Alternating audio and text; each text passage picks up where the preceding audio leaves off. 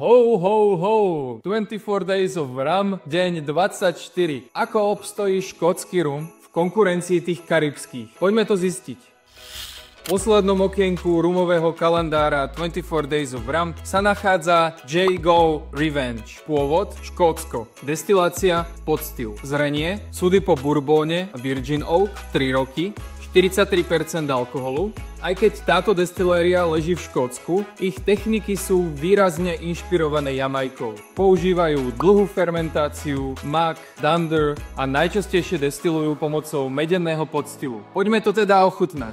Vo vôni, neviem, či si to iba sugerovávam, ale príde mi to, že ten rum má vo vôni taký slaný, ako keby prímorský charakter. To mladé dubové drevo tam rozhodne je cítiť, ale celkom ťažko sa mi identifikujú nejaké ďalšie vnemy.